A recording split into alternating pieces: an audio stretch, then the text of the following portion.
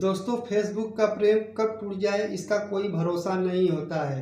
यही हुआ शहजादी के साथ। उसको फेसबुक पर उज्जैन नाम के लड़के से प्रेम हो जाता है और वह लड़का उस लड़की शहजादी जो जिसका नाम था उसको बता देता है कि तुम्हारे चेहरे पर दो दाग है, जो आप तुम्हारा चेहरा जला हुआ है।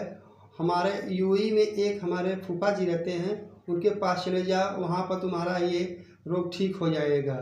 नमस्कार दोस्तों, आप लोगों का क्राइम स्टोरी में स्वागत है। मैं जो कहानी सुनाने जा रहा हूँ, यह कहानी सुनने के बाद आप लोग भी हैरत में पड़ जाएंगे और आपका दिल भी पसीज जाएगा। कहानी शुरू होती है बांदा जिले से सटे मथौना क्षेत्र के मुरली गांव में जुबैर खान नाम क्या एक बूढ़ा व्यक्ति होता है, जिसके पास 3 बेटियां होती हैं। तीनों बेटियों से सबसे छोटी बेटी शहजादी होती है। उस शहजादी नाम की जो लड़की होती है, उसे एक बचपन में ही चूल्हे पे खाना बनाते समय उसका चेहरा आधा जल जाता है, जिससे कि वो देखने में बदरंग हो जाती है। लेकिन एक दिन फेसबुक चलाते चलाते वो उज्जैन नाम के लड़के से उसको प्रेम हो जाता है और धीरे धीरे उसका प्रेम परवान चढ़ता है और वो उसके अंदर बातचीत चालू हो जाती हैं। तो उज्जैन बताता है कि तुम्हारा ये जला हुआ चेहरा ठीक हो सकता है। यूएई में, यूनाइटेड स्टेट में हमारे एक फूफा जी रहते हैं और वो वहाँ पर रहते हैं। तुम वहाँ पर चली जाओ, वो तुम्हारा ये रोग किसी अच्छे डॉक्टर दिखाकर ठीक कर देंगे। अब शहजादी को इतना सुनने के बाद आत्मविश्वास आया कि वो यूएई जाएगी तो उसका चेहरा आधा कटा जला ठीक हो जाएगी। तो वो देर न करते हुए यूएई चले गई, जहाँ पर उसके बुआ फूफा रहते थे। लेकिन उसको क्या पता था कि उसने शहजादी को उज्जैन ने शहजादी को 1.5 लाख रुपए में वहीं बेच दिया। और वहाँ पहुँचने के बाद कुछ दिन के बाद रहने के बाद यूएई से उसका जो घर होता है, दरअसल उसके फूफा का वहीं पर रहती है। उसके बगल में ही एक रहता है, फैज़ नाम का आदमी रहता है और उसकी पत्नी होती है, जिसके पास 4 महीने का एक बच्चा होता है।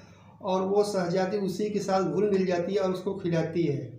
लेकिन अचानक एक दिन उसका बच्चा बीमार हो जाता है और वो बच्चा बीमार होने के कारण मर जाता है।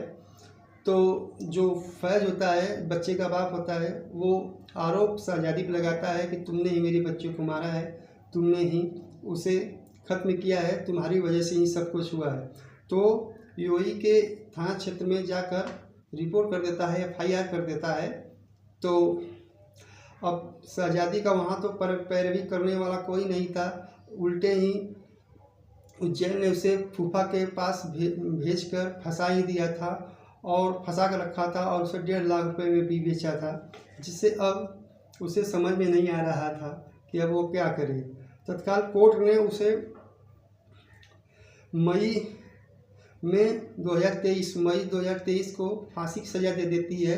लेकिन उसी समय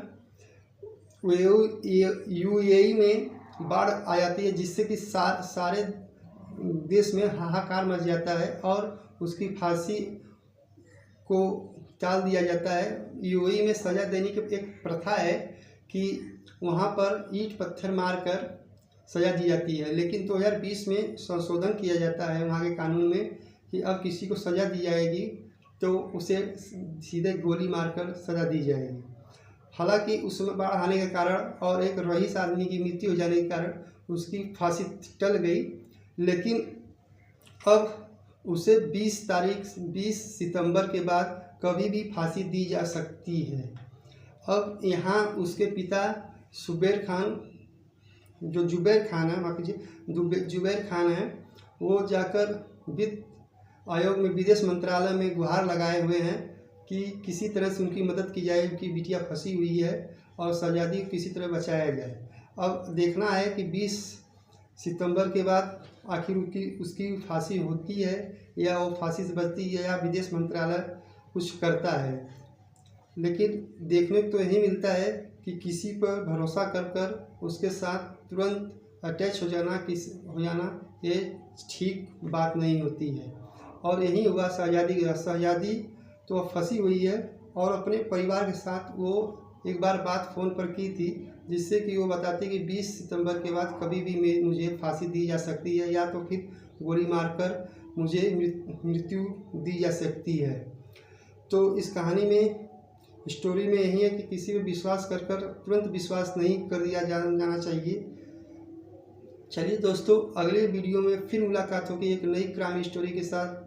तब तक के लिए नमस्कार, जय हिंद, जय भारत।